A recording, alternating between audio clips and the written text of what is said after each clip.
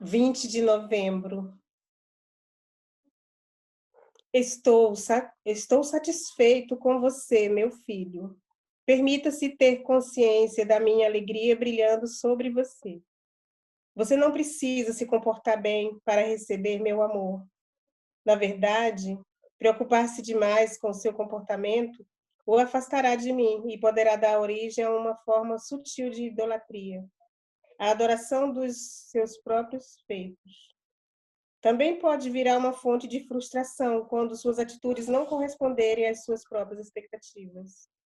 Mude o foco do seu desempenho para minha radiante presença. A luz do meu amor brilha sobre você o tempo todo, independentemente dos seus sentimentos ou comportamentos. Seu papel é apenas estar aberto a esse amor incondicional. A gratidão e a confiança são os principais meios de recebê-lo. Agradeça-me por tudo. Confie em mim em todos os momentos. Essas práticas simples o manterão receptivo a mim. Vamos agradecer. Pai Celestial, nos reunimos nesse momento e agradecemos por essa oportunidade para receber a Tua luz divina, Senhor. Pedimos que nos ajude a entender e sentir. Precisamos que nos ajude, Senhor, a nos fortalecer na fé, a estar sempre gratos e confiantes, para absorver melhor a Tua luz divina e transferir para os nossos irmãos. Precisamos nos sentir prontos para buscar e promover essa luz, irradiando onde quer que a gente esteja. Mas precisamos da sua ajuda, Senhor. Fortaleça-nos, nos abençoe, envolva-nos, enchendo os nossos corações de paz e de amor. E abençoe os nossos lares, que a tua luz divina penetre em cada compartimento, iluminando e irradiando. Pedimos também, Senhor, pelos doentes, pelos que sofrem, que a tua bênção chegue aos hospitais nesse momento, envolvendo cada irmão, iluminando, protegendo e amparando nos presídios, nas ruas, em lares que haja sofrimento. Pedimos por todo o planeta, Senhor. Pedimos que esteja presente, curando, aliviando as dores. Fique conosco, Senhor, abençoe o nosso estudo, que nós possamos levar um ensinamento para a prática. Fique conosco agora e em todo sempre. Assim seja. Assim seja. Lívia, tu pode ler o Evangelho hoje? Ei. Vamos lá.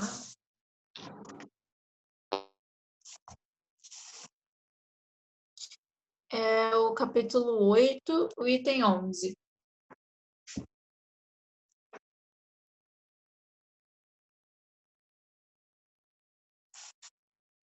Capítulo 8, item 11.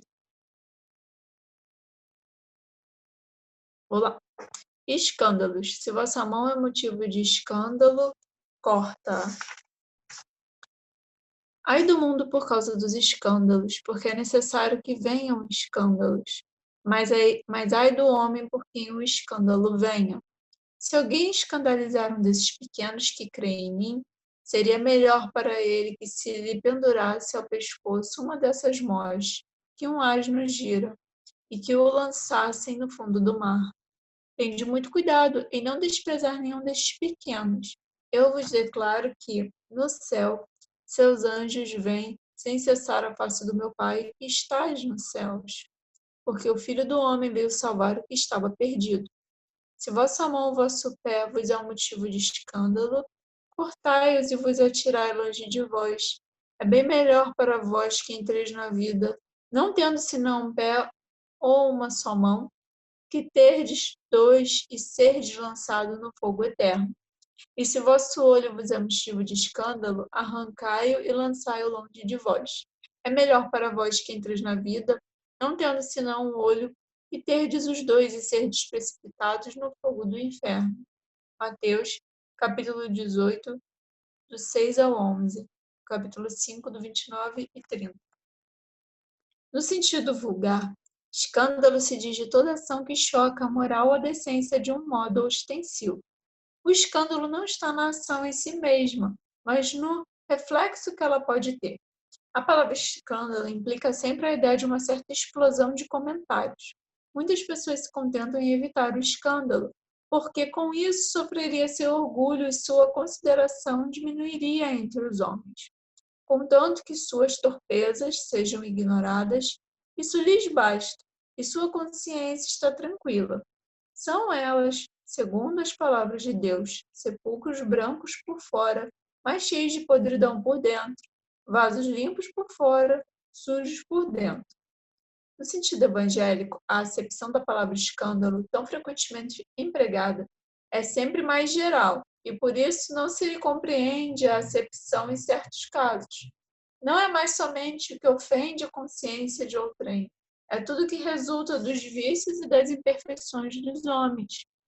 Toda reação má de indivíduo para indivíduo, com ou sem repercussão. O escândalo, neste caso, é um resultado efetivo do mal moral. É preciso que haja escândalo no mundo, disse Jesus, porque os homens, sendo imperfeitos sobre a terra, são inclinados a fazerem o mal e as más árvores dão maus frutos. É preciso, pois, entender, por estas palavras, que o mal é uma consequência da imperfeição dos homens, e não que haja para eles obrigação de praticá-lo.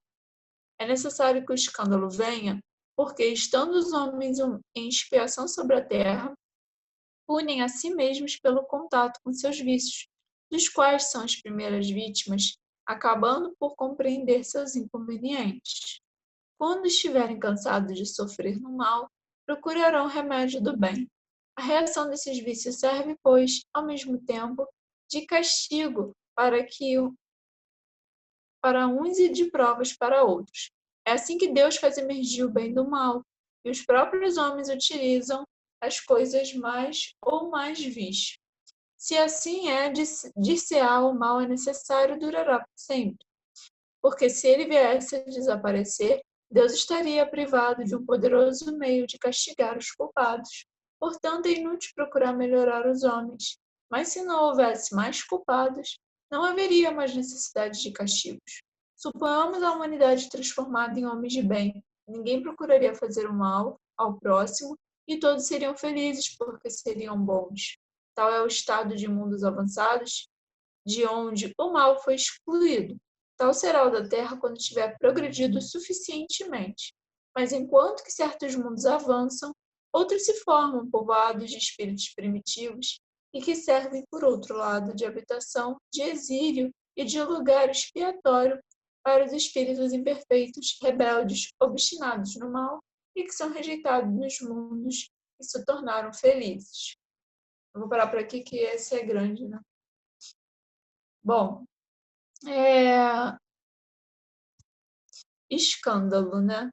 A gente nota aqui pela leitura que a gente ainda precisa, né? A gente ainda precisa na nossa Terra, no nosso planeta, do mal, né?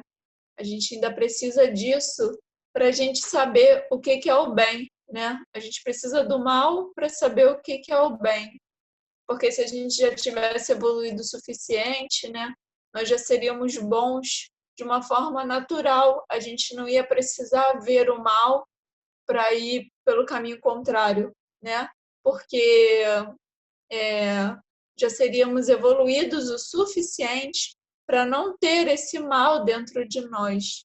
E o ser humano, né, nós, né, do planeta Terra, nós ainda estamos, né, em crescimento. A gente ainda está, vamos assim dizer, na fase da infância, indo para a adolescência, mais ou menos ali, né? ainda não somos primitivos como éramos, né, na época bárbara, né? Mas também não somos tão evoluídos a ponto de só fazer o bem e nem pensar no mal. A gente não é assim. A gente está nesse meio termo.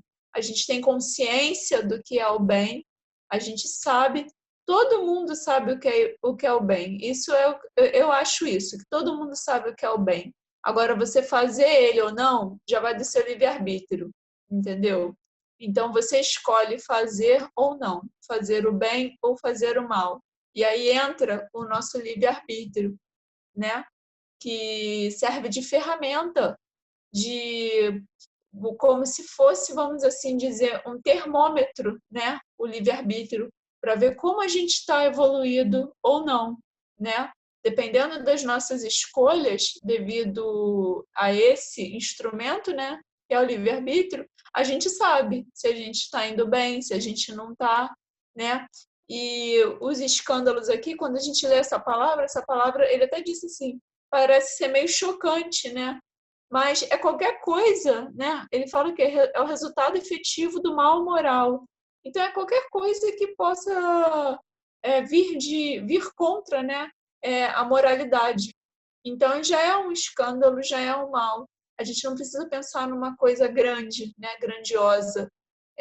Qualquer coisa que vá contra isso, né? Contra esse bem, né? Contra a caridade, né? Já é um escândalo, vamos assim dizer. E aqui, né, Cristo, nessa passagem, ele fala, né,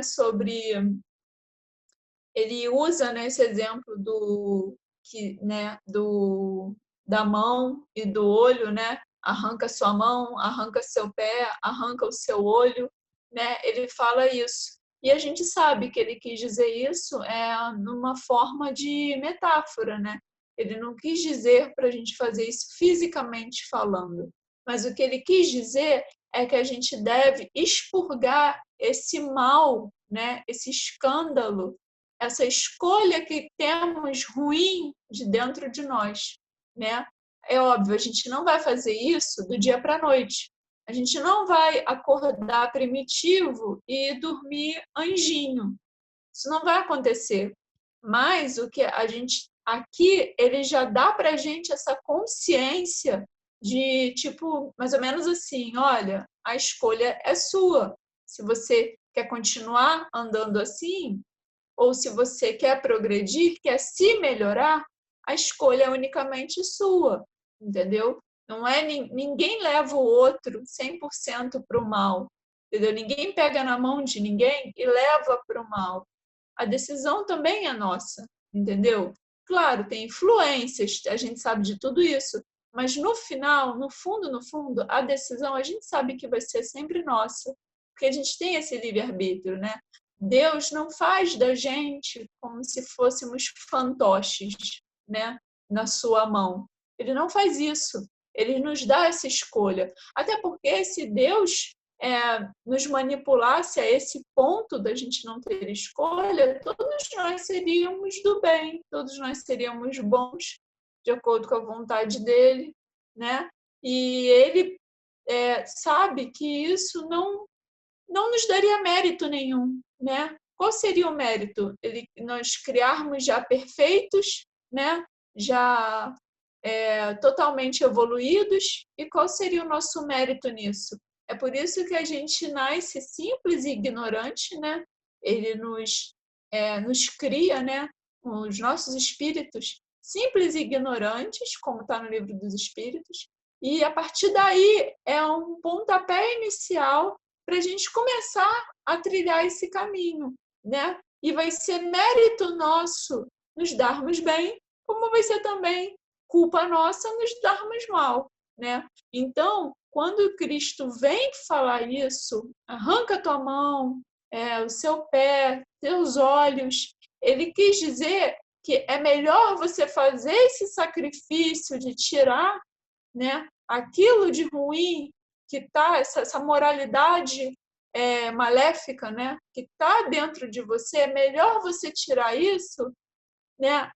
Pelo menos eu interpreto assim, é melhor você tirar isso aqui em vida do que depois vir para a erraticidade e se arrepender das coisas que você poderia ter feito quando você estava aqui, né? Quando você estava aqui e podia ter feito alguma coisa diferente em relação a isso. A gente sabe que a gente não vai, né? Não, alguns de nós não vamos vir a desencarnar e ir direto para o nosso lar, para um lugar mais superior. Algumas pessoas, né, também passam pelo umbral, enfim, a gente sabe disso tudo. Então, é melhor, eu entendo assim, é melhor a gente tirar isso de dentro de nós enquanto temos a chance aqui, do que chegarmos numa erraticidade sofrendo, que é quando o véu, nosso véu vai cair e a gente vai se dar conta das coisas que a gente realmente, né, as coisas nua, né, nua e crua, de realmente o que a gente estava fazendo aqui, né? E eu acho que ainda é pior do que quando a gente percebe que a gente está no erro aqui, encarnado. Eu acho que é menos dolorido quando a gente chega lá e a gente fala, caramba, eu perdi essa encarnação, sabe? Fazendo mal para os outros, fazendo mal para mim mesmo, e poderia ter aprendido mais, poderia ter ajudado na minha evolução. Fiquei estagnado e agora vim para cá, para um plano inferior, e ainda vou sofrer mais um pouco pelas decisões que eu tomei, vamos assim dizer.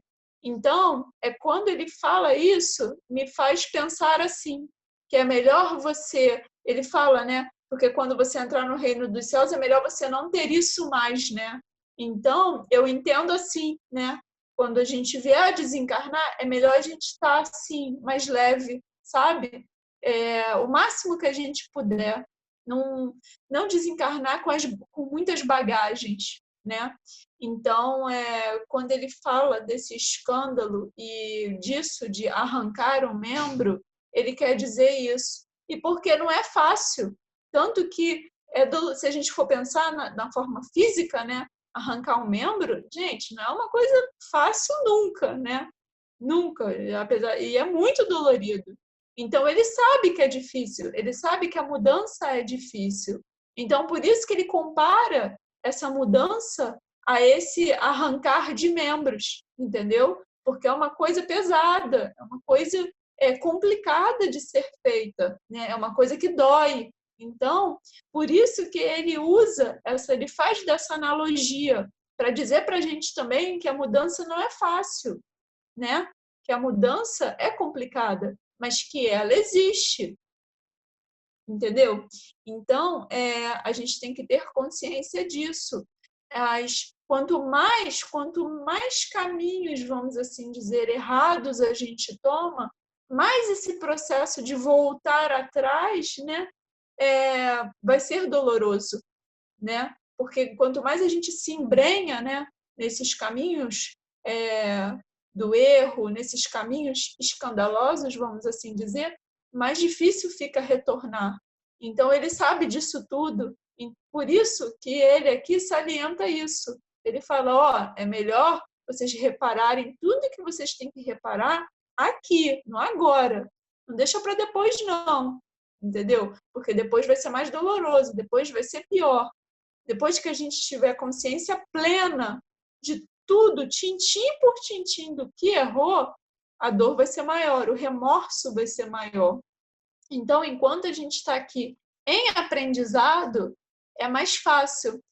Por exemplo, como se fosse numa escola, né? Quando a gente está dentro da sala de aula com o professor ensinando, é mais fácil eu tentar entender a matéria naquela hora em que o professor está na minha frente falando, do que eu ir para casa e tentar entender sozinho, entendeu? Então, a gente tem que levar isso em conta, né?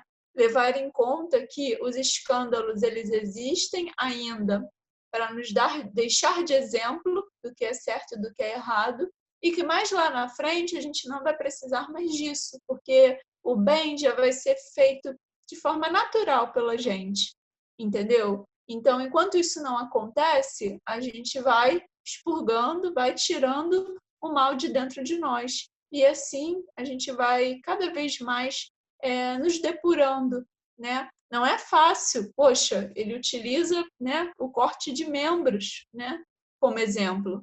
Mas não é impossível, né? Se fosse impossível, né, não tem como, mas isso não acontece. Então, a gente tem que levar isso sempre em conta, que a gente saiba que os escândalos existem, mas que a gente não seja o motivo deles, né? Tentar ao máximo não sermos os motivos deles. Então, é isso. Muito, muito bom, Lívia. Obrigado por tudo que você falou. Alguém mais quer falar alguma coisa do nosso estudo de hoje? Nani.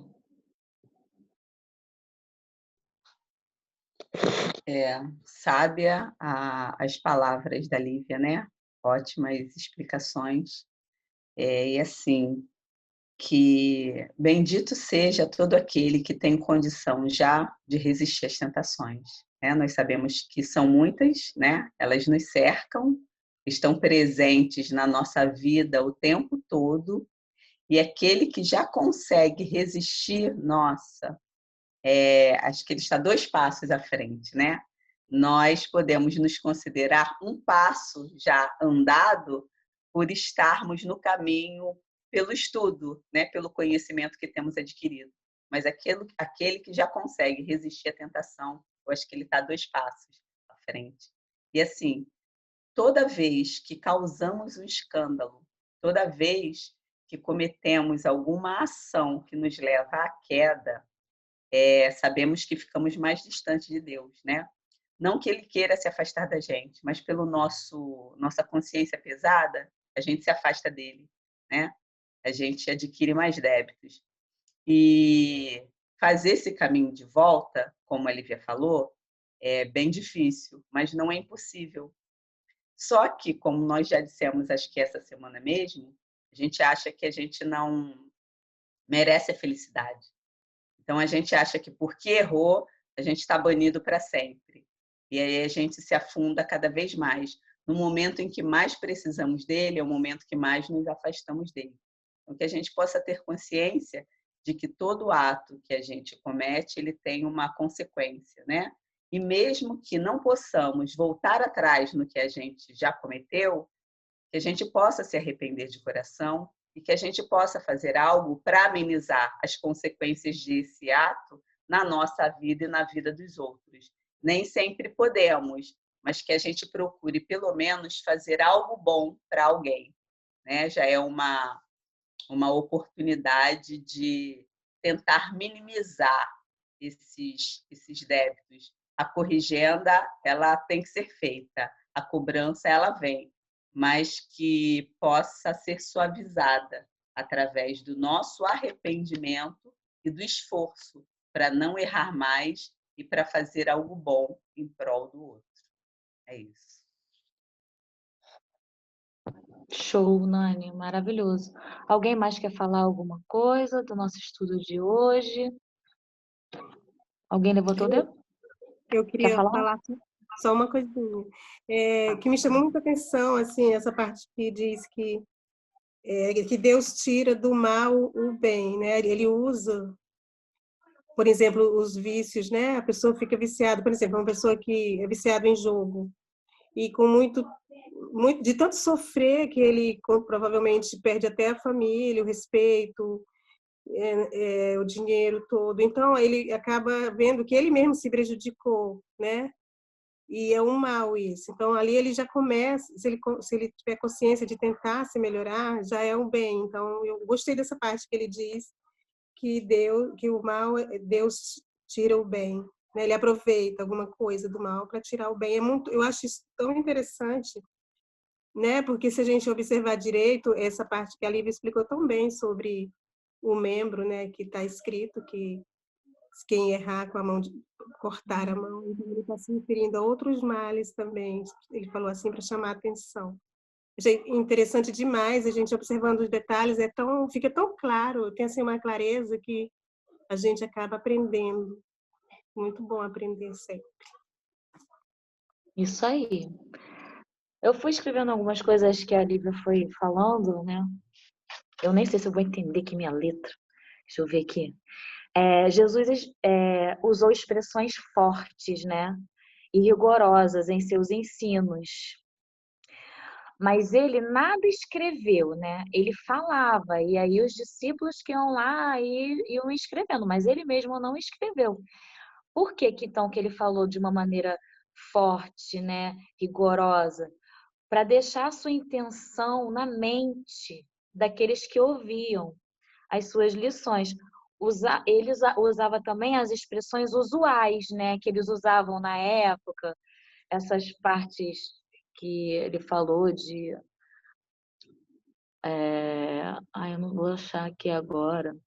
Mas, tipo, fogo do inferno, essas coisas mais fortes, assim. Ele usava as expressões que eram da época, né? Usuais, para que fixassem as pessoas que ouviam. E aí, essas metáforas ajudavam. E depois... Deixa eu tirar aqui um negócio que apareceu aqui. Caralho.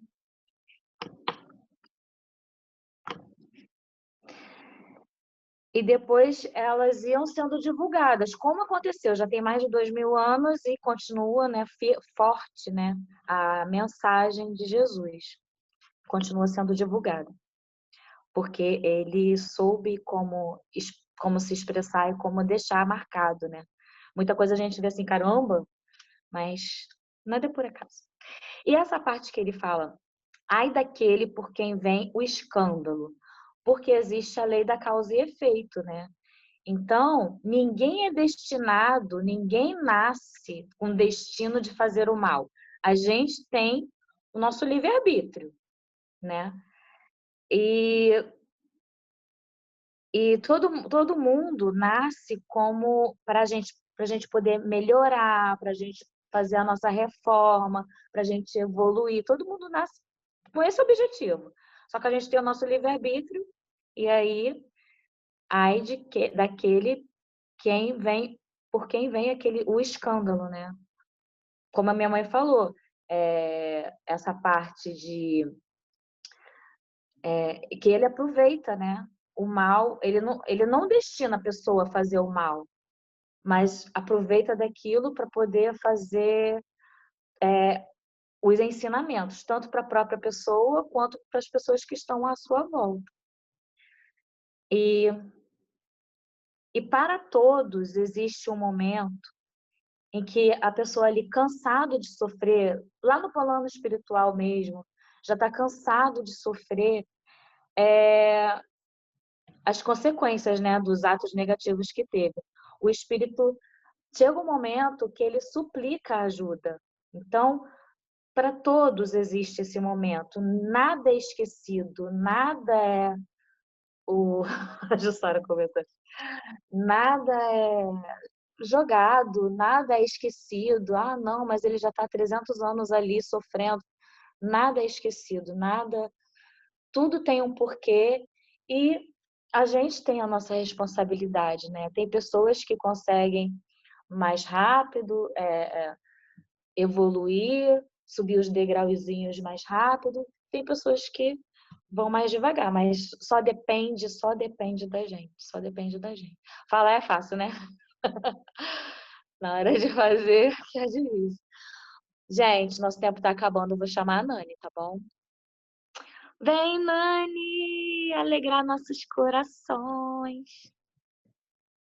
Aproveitando aí que você falou no finalzinho de responsabilidade, mais uma vez, a gente é chamada a prestar muita atenção na responsabilidade que temos com as nossas palavras e ações, porque elas podem promover a melhora de alguém ou podem levar à queda, né? Então, que a gente fique sempre atento a isso. E aí, como a Antônia falou tão bem da luz, né, na prece que ela fez lindamente, vamos falar de luz novamente. Quanta luz nesse ambiente descendo sobre nós, vibrando em nossa mente. Quanta luz, quando assim em prece, como a alma cresce aos olhos de Jesus. quanta luz, quando em oração a voz do Mestre fala ao nosso coração. Quanta luz descendo sobre nós. Quanta luz, quanta luz. Que possamos usar toda essa luz que produzimos nesses momentos de oração, de união, onde algumas dezenas de pessoas estão reunidas com o mesmo objetivo, o objetivo de pedir a Deus por toda a humanidade, de clamar pela saúde, de clamar pelo momento político que passamos, de clamar por aqueles que estão desequilibrados, por aqueles que não têm lar, por aqueles que têm a necessidade, que nesse momento pensam em tirar a sua vida. Senhor, olhe por todas essas pessoas. Quantos não têm um abraço, não têm um amigo, não têm a esperança? E que essa luz consiga alcançar esses corações. Que nesse momento, todo aquele que tiver necessitado receba a tua luz. Muitos sentirão os efeitos e agradecerão. Outros passarão, simplesmente esquecerão o que estavam pensando e seguirão em frente. Mas nós sabemos que tudo é devido ao teu grande amor. Que possamos ser elementos de transformação, que usemos essa luz para iluminar o caminho do nosso irmão. Quanta luz, quanta luz. Obrigada, Senhor, por fluidificar as nossas águas e colocar nela o remédio necessário para iluminar os nossos corações, as nossas consciências. Que sigamos em frente, sempre e bem. Que assim seja. Graças a Deus. Você se supera, Nani. Você é demais. Você acaba com a gente, mulher. Ô, coisa boa. Vamos tirar nossa foto? Gente, abre a câmera aí para tirar foto. Todo mundo. Abre, abre, abre. Não, ninguém. Então, tá bom. Opa, estão abrindo aí. Vamos abrindo a câmera aí. 1, 2, 3 e sorrindo. Pronto, pode se mexer. Um beijo, até amanhã, se Deus quiser. Se Deus quiser. Boa Beijo, noite. meninas. Fiquem com Maravilhoso. Deus. Boa noite. Maravilhoso.